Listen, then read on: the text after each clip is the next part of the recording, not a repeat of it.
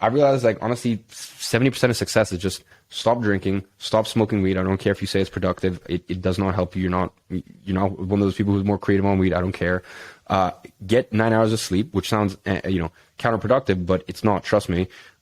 If you can do those three things, you're honestly pretty much 70% of the way there to like having a successful business. Because the tactics, they're honestly like, why is it, you look at it, you look at sample size of like, let's say there's whatever, 1,000 people who watch the same course or like watch the similar sort of YouTube videos. Like, why did one be more successful? It's just because they were able to like they all saw the same information. It's the way, how did you digest and implement that information? So quite like information isn't necessarily, information is available, right? And of course there's stuff that's more impactful because it's taught by someone, or it's presented to you by someone who's just been so in the trenches for so long that they know things that other people don't. But for the most part, like information is readily available. So that's why, like, in my programs, I sneak stuff in there. Like I'll lure you in with like the business stuff. Like I'm going to by the end of it, your mind is going to be a lot more quieter. You're going to be a much better person. You're going to understand company culture. You're going to understand yourself.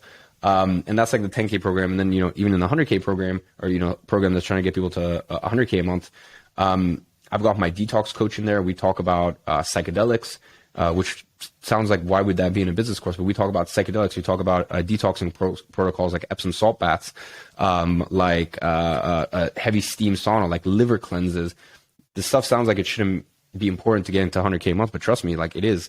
We talk about like serious sleep biohacking stuff. So yeah, it's on that point, I don't think I'll ever be, strictly help people with health or this or that. And, there's people who are much better at it than me. But it's in my communities and even through my YouTube videos and stuff like that. As I said, like I'm not very like politically correct, and I don't give sort of like the standard advice.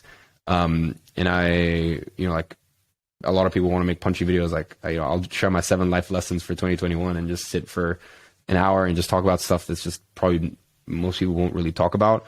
So yeah, I don't think I'd ever dedicate like my full life or education platform to those topics, but I want to sneak them in as much as possible because they're very important.